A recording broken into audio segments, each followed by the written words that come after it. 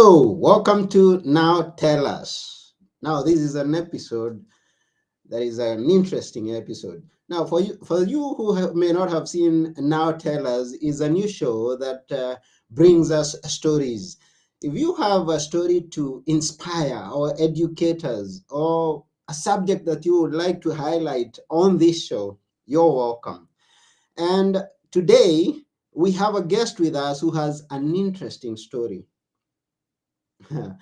and I won't take much more time in this show. This is my second episode, and we'll see where this goes. And you are there for us to support us, to share this with your friends, and bring the stories that we need to keep on sharing on this program. Thank you very much. And at this time, I'm going to welcome our very special guest today, who is known as Jeff Martinovich. Good morning, sir. Good afternoon in Greece. Yes, good morning. Where are you? I am in Norfolk, Virginia. Yeah, beautiful. And how is it there? What time is it? How is the weather?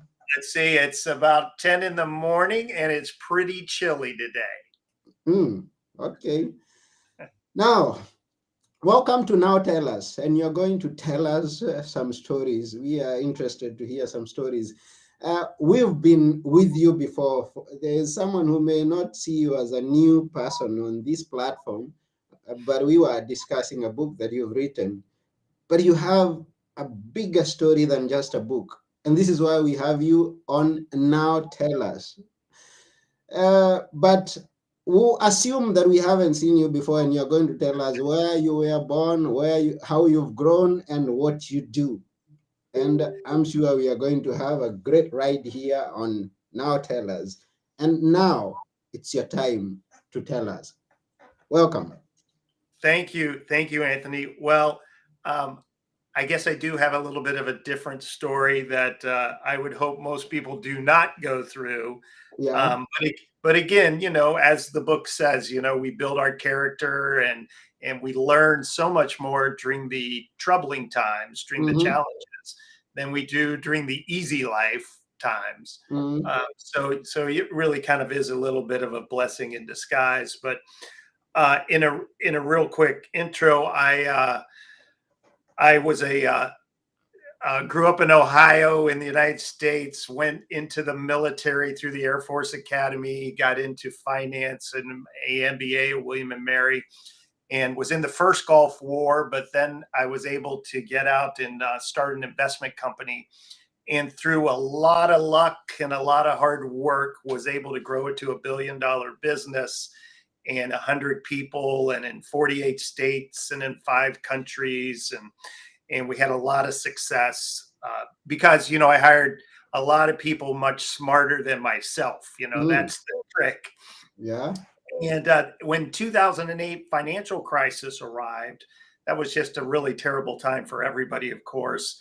But we made it through that. It was very challenging. But afterwards, the United States regulators went around and actually, a lot of people don't realize this, shut down about 2,000 what we call second tier investment firms, a little bit smaller, not the biggest firms on Wall Street.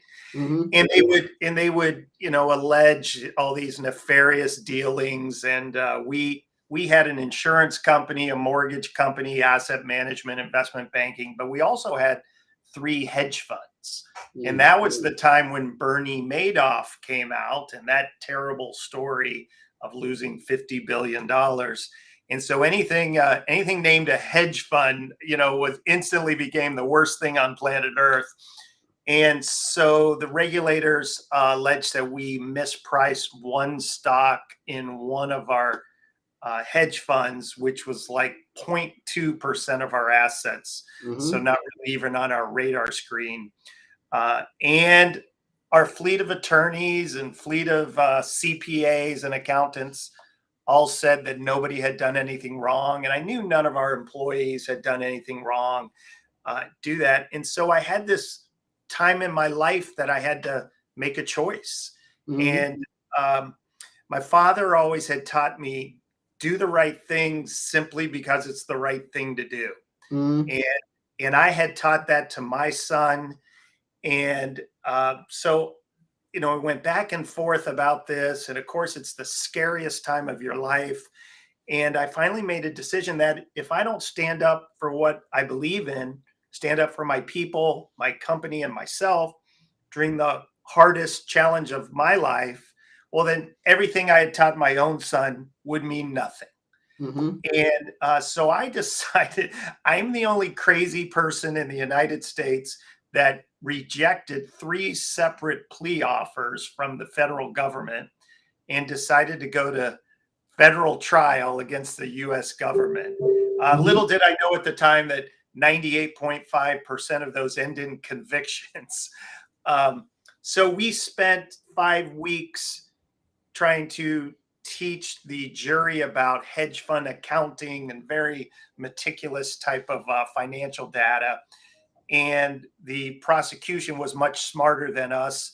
And they spent 5 weeks showing on the big screen in the courtroom every day pictures of my cars and my homes and all this luxurious lifestyle, as they called it. And Mm-hmm. I was toast. And so it was no contest. Um, and so I was convicted and sentenced to 14 years in federal prison. And Mm. so one day I'm running a $1 billion company, and the next day I'm convicted to 14 years. And of course, they take all your money and your reputation. And, my name was taken down from the baseball stadium and all these things that we had funded in our community and all these charities. It goes away overnight. And of course, Mm-hmm. my family and everything. So I was sentenced into federal prison, and I went not to those kind of nicer camps that you see on TV, but to a very violent facility in New Jersey in the United States.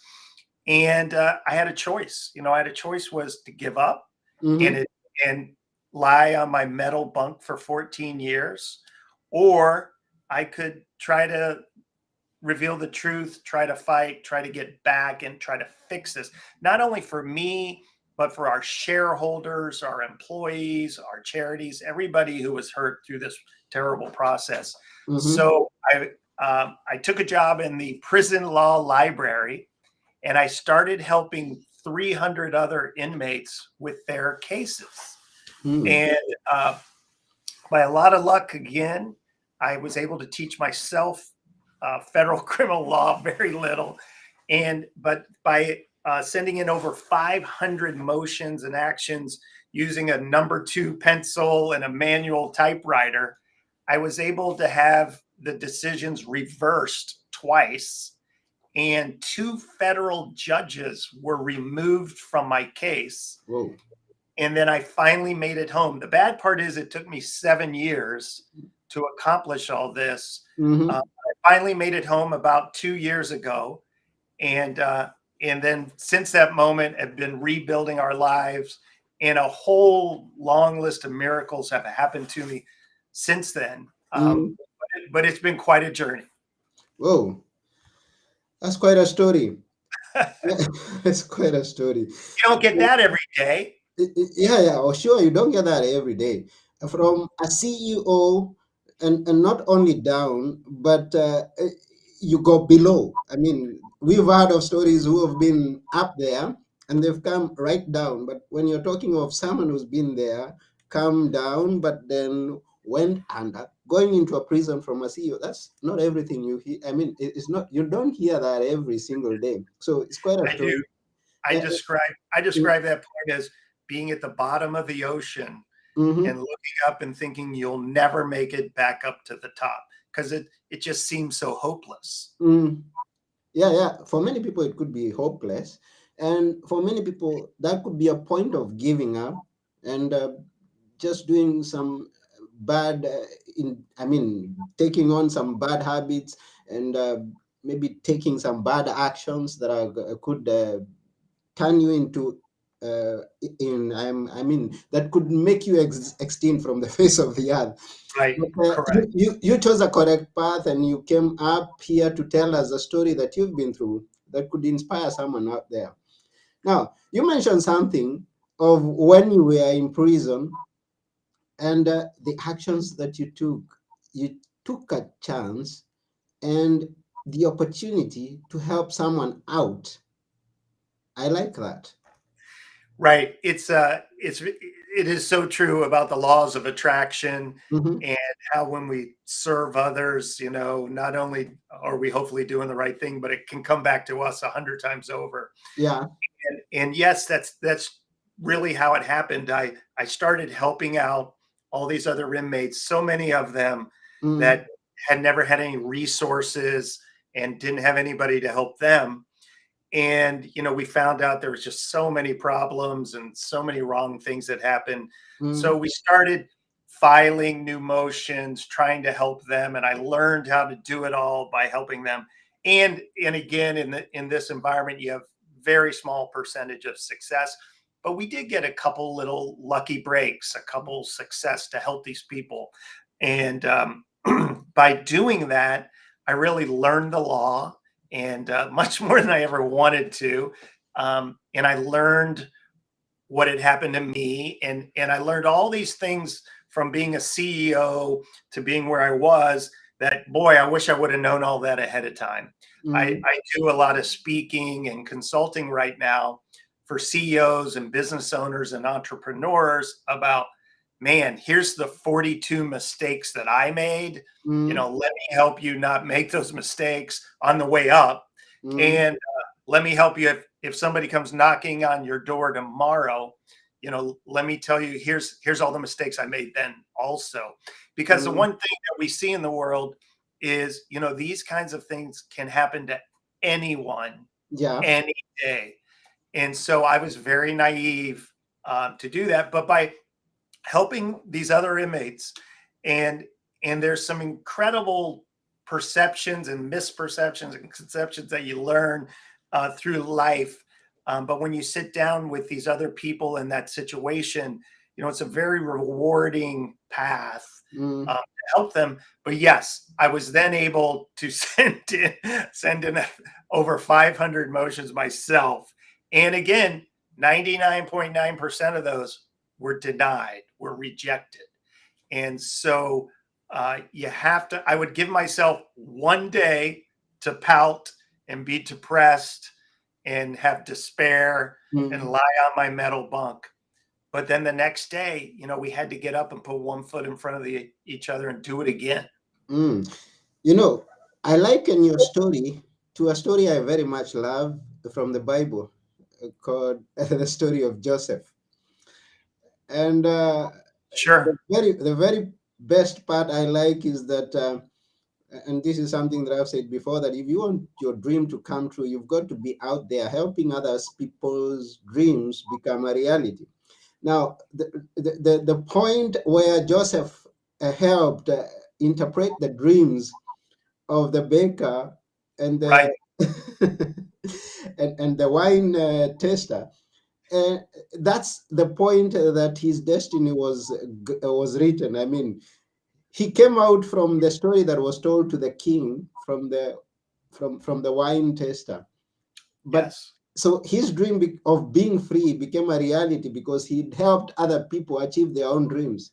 So when you were there, you are helping other people see the freedom that you were yearning at some point. Then finally, you got your freedom out. That's exactly right. And the other half of that is saying yes. Yeah. You have to take every opportunity. I always tell my companies that I work with, when Hmm. somebody calls you up for lunch, say yes. Hmm. When you have an opportunity to do this, just keep saying yes, because you never know what's going to be that moment.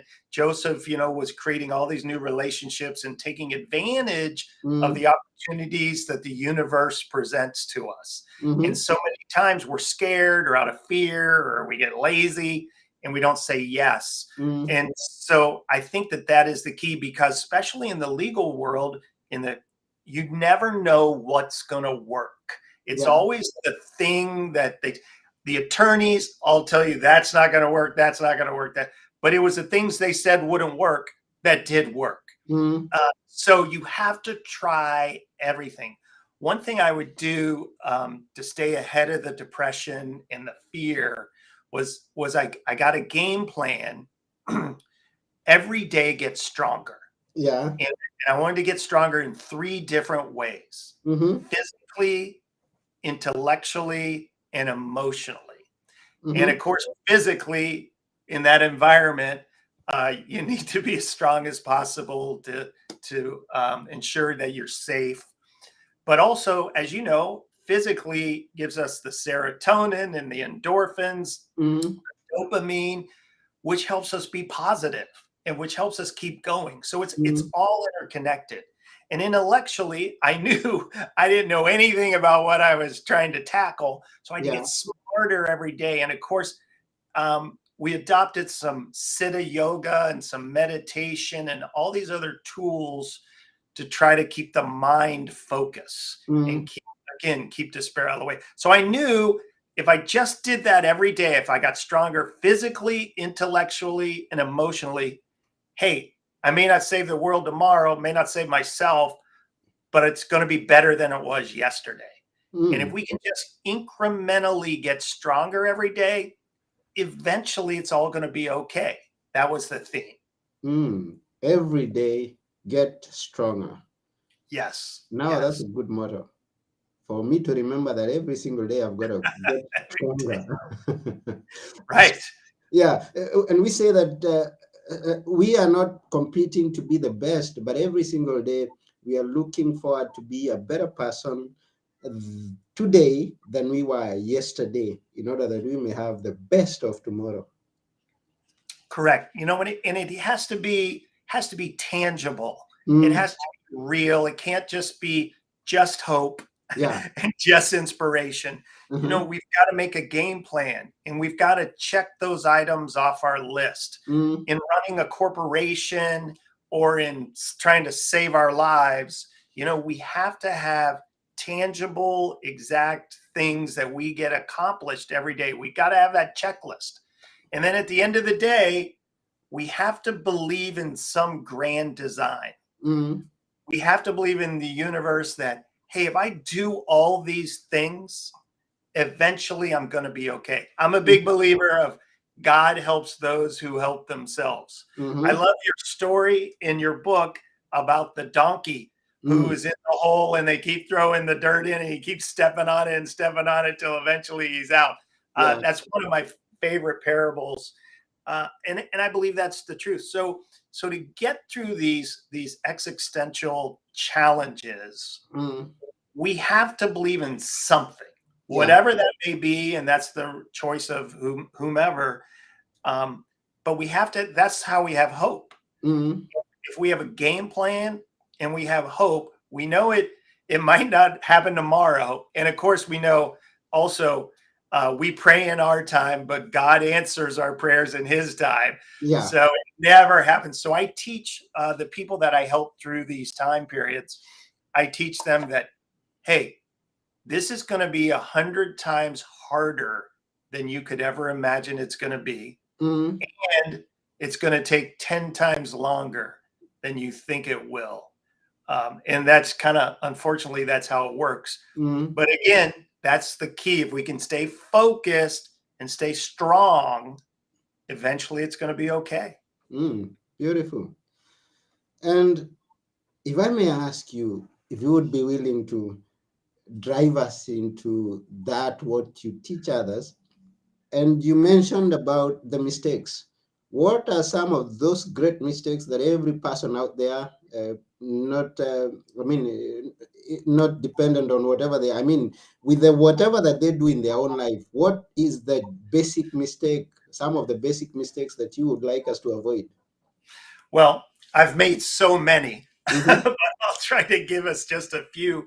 But on the way up in building the company, um, I was always a big fan of Jack Welch, the famous CEO of General Electric. And Mm-hmm. he's a big teacher of hire A players and shower them with love, train the B's to become A's, and release the C's. Mm-hmm. And so I would always teach that with the companies that I work with. But unfortunately, I'm a person who very rarely listens to my own advice.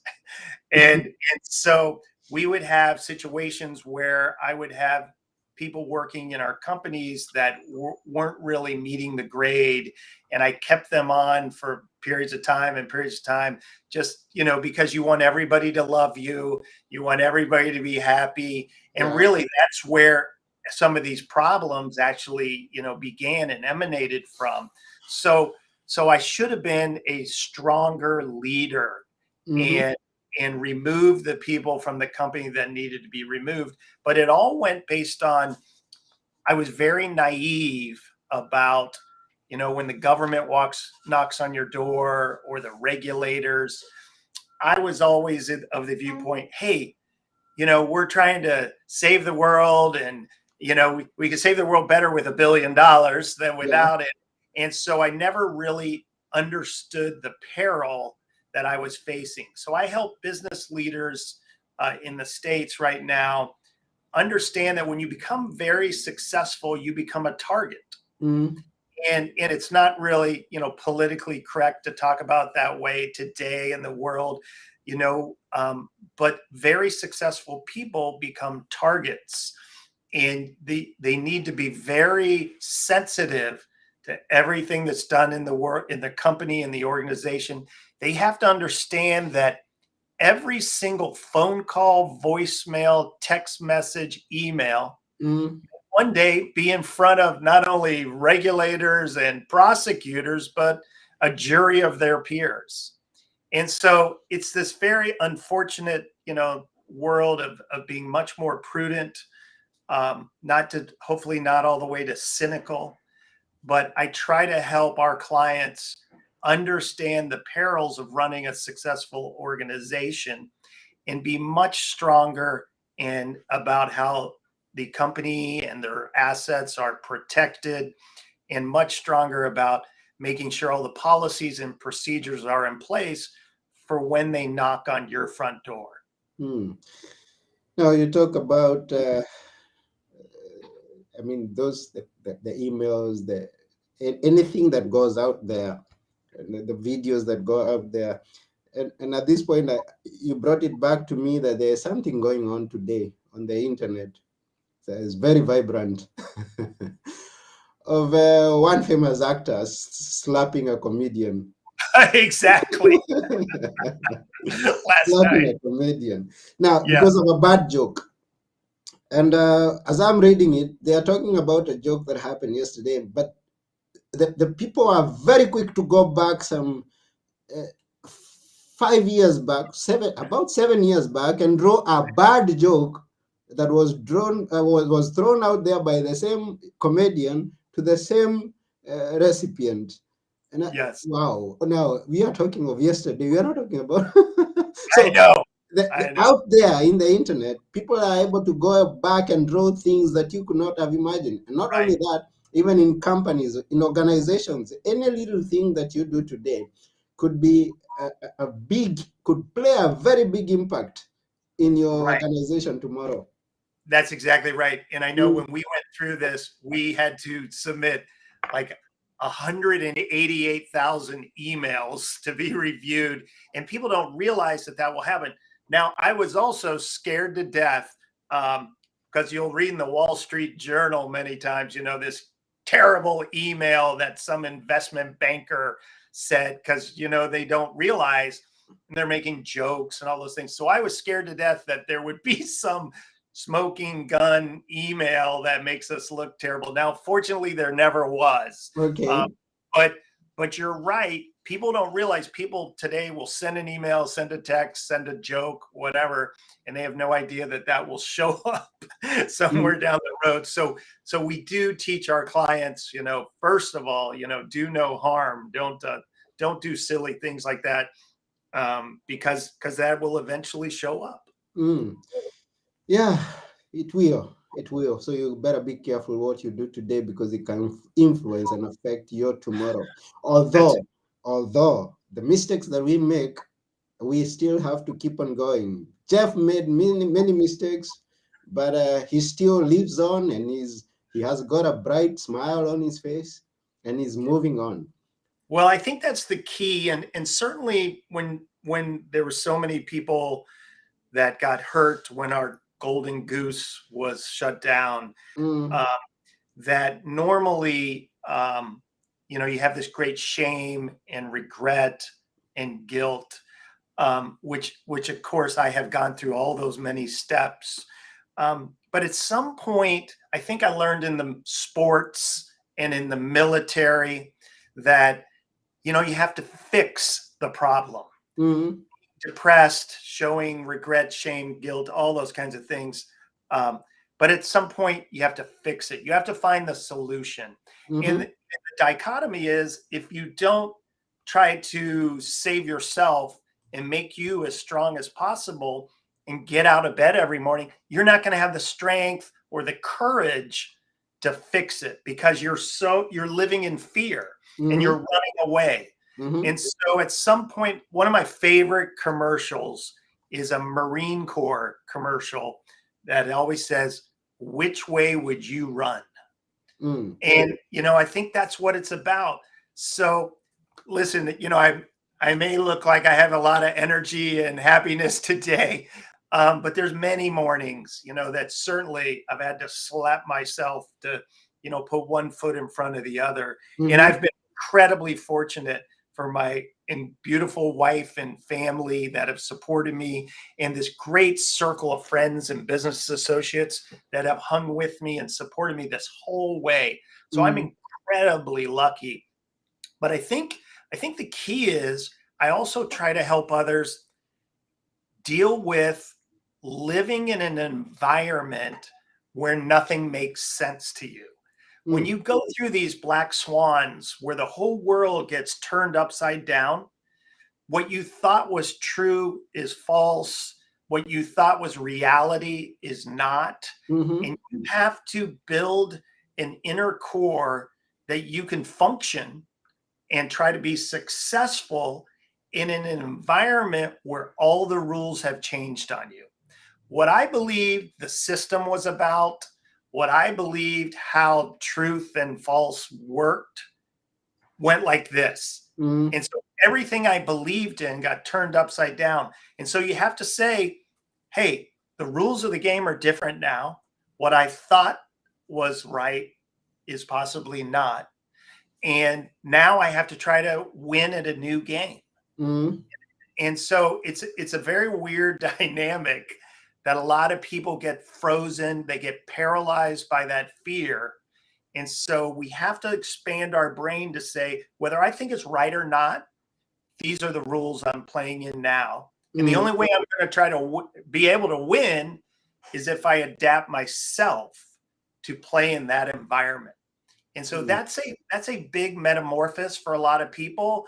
And that's what also I try to help people see the world for what it is today, not what you thought it was.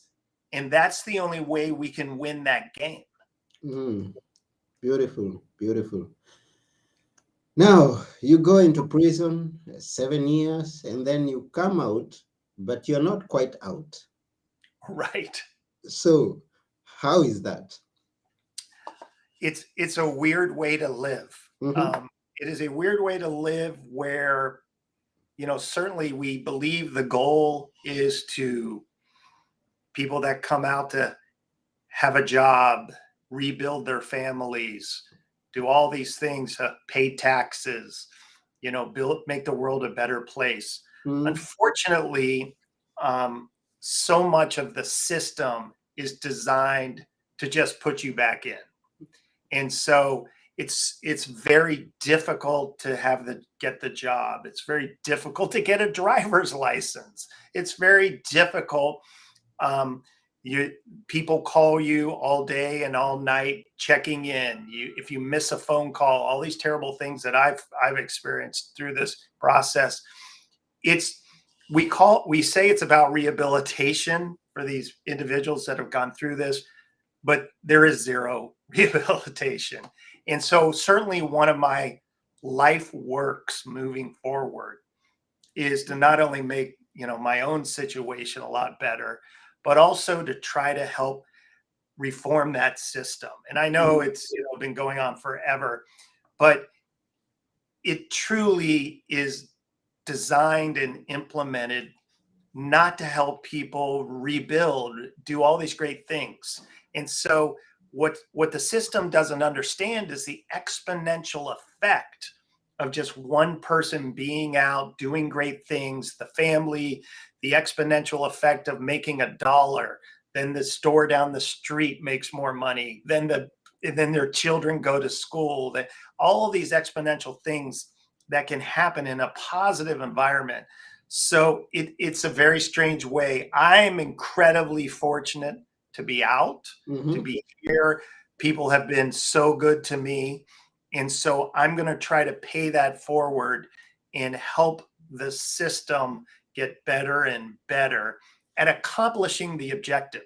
Because whatever political view we come from, whatever religious view we come from, still, to achieve the objective, the system must be designed to accomplish the end goal. Mm-hmm.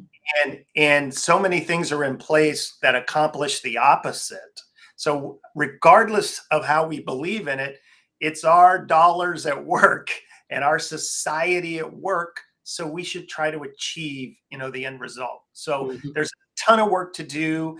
And I'm a very small part of that, but I'm certainly going to give an incredible amount of effort into helping those people that are working to make it a better, more productive type of system. Mm. It's good. Good work. Good job. Keep on pushing. Now, when I talk of coming out and not being really out, I understand that when you came out of prison, you are yet still in home confinement. Correct. For how long? Well, for me, it was a total of about 5 years.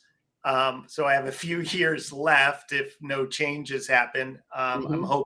I'm hoping some good changes will happen. So it can, but yes, it could be for an entire time of 5 years.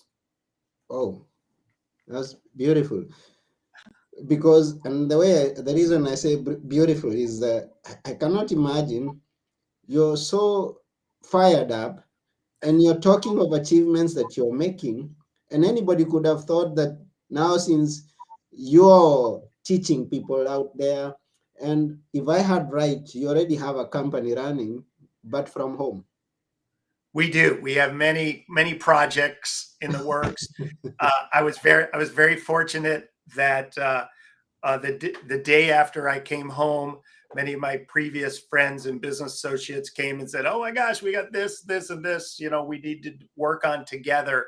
And that's one thing to where most people coming out do not have those resources and Mm-hmm. don't have that support.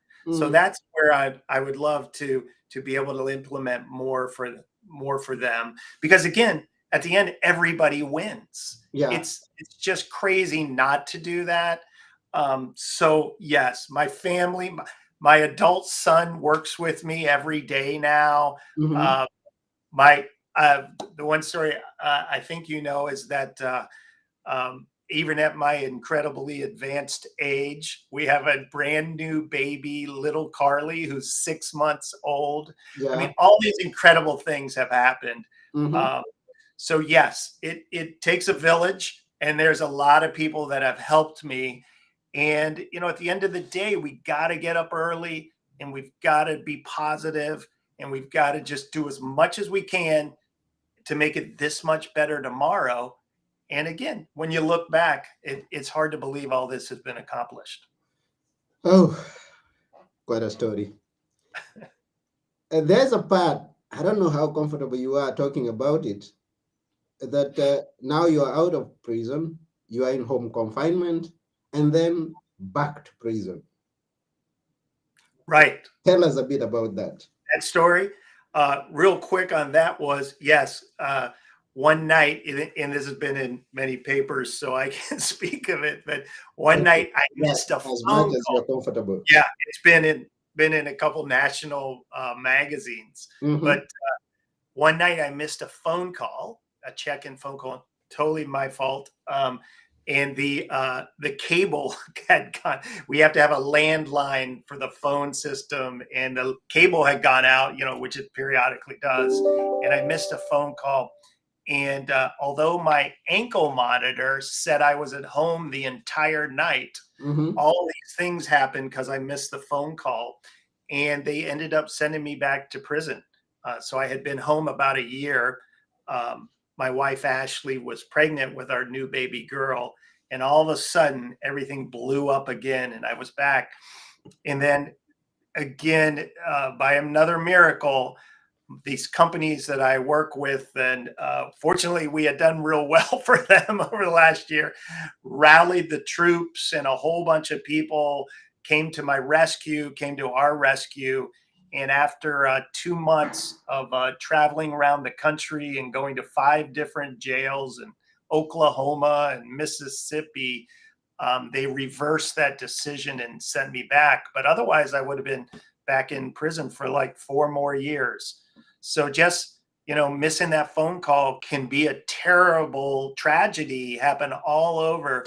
And that's why, these people live in a lot of fear, because you just never know every day, what might happen. You might make a mistake, you might miss a phone call, these kinds of things. So we're trying to, again, help make the system better, where it's really designed to help these people move on and be very value added to their communities. But yes, that was a terrible, terrible 8 weeks. I was terrified again, but again, the universe intervened, Mm-hmm.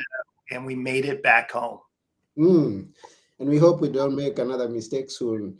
And if that does not happen, which I believe will not, when do we expect you to have freely moving around so that I can get and many other people can get the opportunity to meet you?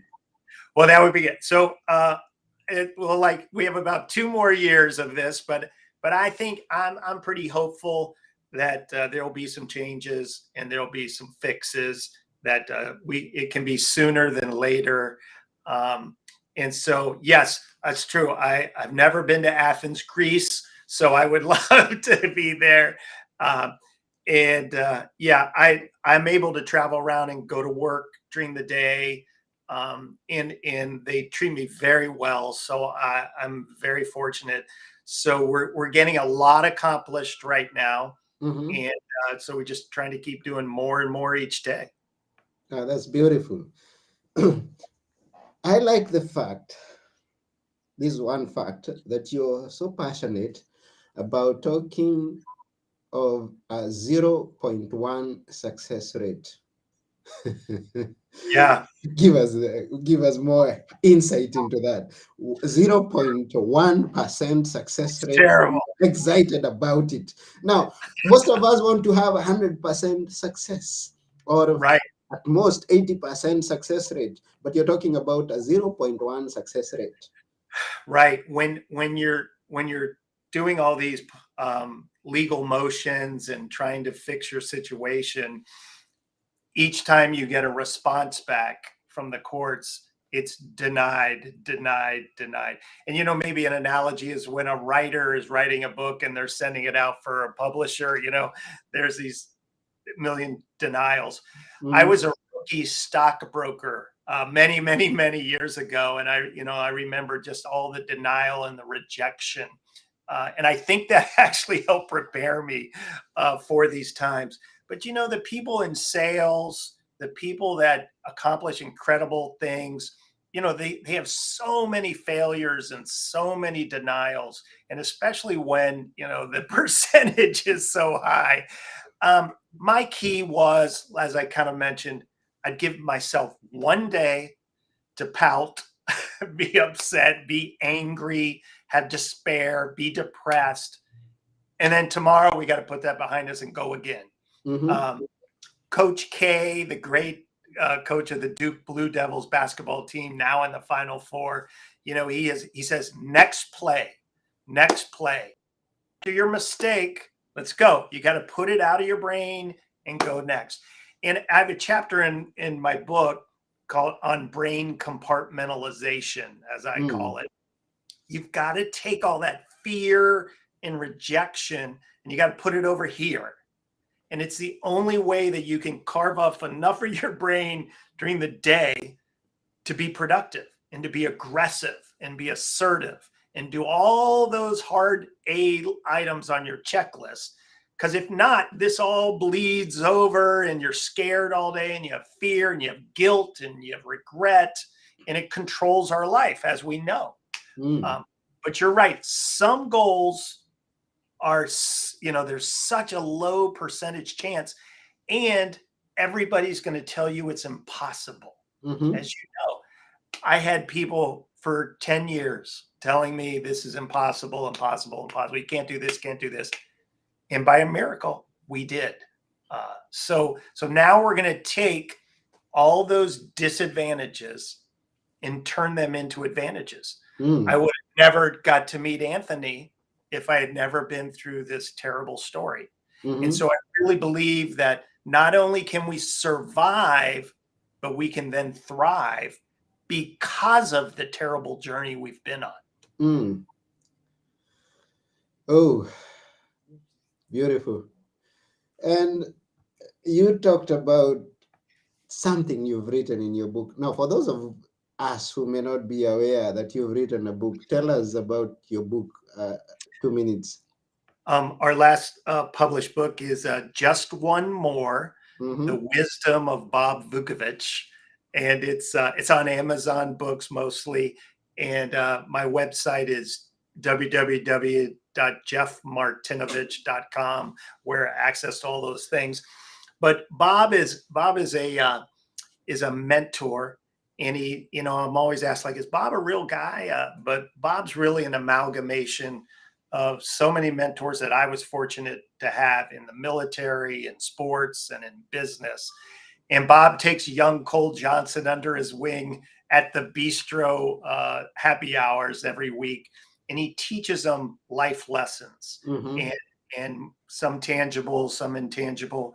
And in parallel, there's a parable about Bob's life going on, and we can see Bob was at the top of the mountain, and then he was in the darkest, deepest valley.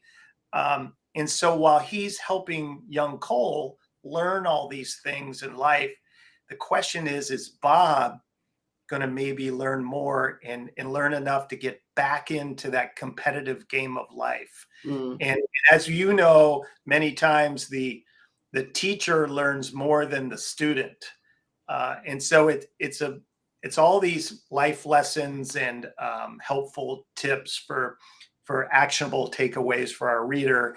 And I've been so the readers have been so kind with the reviews, and it's funny to see, like, about half of the people love all the lessons and the takeaways, and then the other half of the people focus on the story, Mm. and they get to love Bob Vukovich by the end.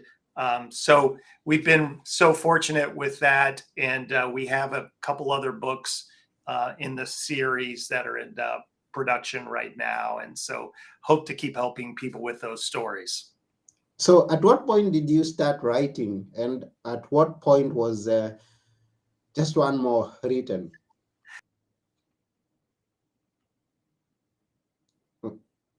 I think we have an issue with your internet, but it's okay. We keep on moving, we keep on going. So, for those of you who are tuning in right now, we are on Now Tell Us show with Anthony Moirori, and our guest is Jeff Martinovich. And we really want to appreciate each and every one of you who's been watching live. We have Andy Charles. Andy Charles, thank you very much. The teacher learns more than the student. Yes, indeed. Those are words by Jeff Martinovich. And you say that's what a great experience. It brings hope, Jeff, and thanks. That's what Andy says. Balozi Baraza, thank you very much for the thumbs up. We appreciate. And every other person who may be watching us live, but you've not commented, we appreciate you.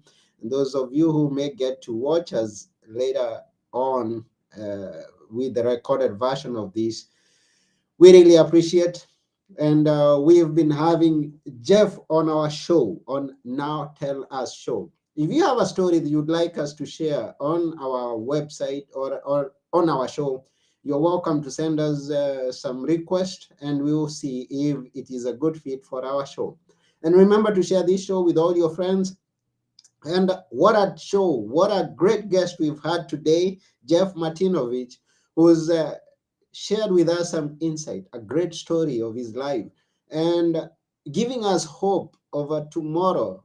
Despite anything that you may be going through in your life, the challenges, the troubles that you face, you can always have a beautiful tomorrow. And you don't have to uh, be least productive because you are in a dark place. If you're in prison, you can still come out shining. If you're in somewhere, like, I use this analogy of a seed. If you find yourself below the ground in a dumpy place, that's a point of you growing your roots and coming out shining again. And that's exactly what Jeff shared with us before his internet went off or got interrupted in a way. So don't lose hope, don't give up, keep on going. And we have back with us Jeff. Sorry for that interruption. And we can't hear you. I think your mic is off, but we've been appreciating every other person who's been watching us. Anytime that you have the opportunity to speak, say yes so that we can hear you. Oh, we can't hear you yet. And yes, check again on the microphone. Okay, you can go out and come in again, and then we will see if it's going to work so that we can wind up the show. So you have that opportunity. Go out and come back again. Okay. So this is what I was saying. The purpose of doing this show is to inspire you, encourage you, or educate you in a way. And Jeff has been great at that.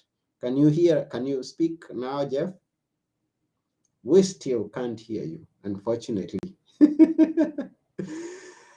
Unfortunately, check on your audio settings. Go on settings and check on audio. There's a settings tab down there. Check on that and tap on audio. Change the default one, and it may give you the option to speak. Can you try? We can't hear you. And as you keep on trying, you can keep on speaking. Meanwhile, I've been reading some comments. You can hear us, Jeff, but you'll hear them once you replay the thing once we are off. And we've been having some live viewership. We appreciate all those who've watched us live. And we appreciate those who are going to watch the recorded version of this show. And this has been Now Tell Us. And our guest has been Jeff Martinovich.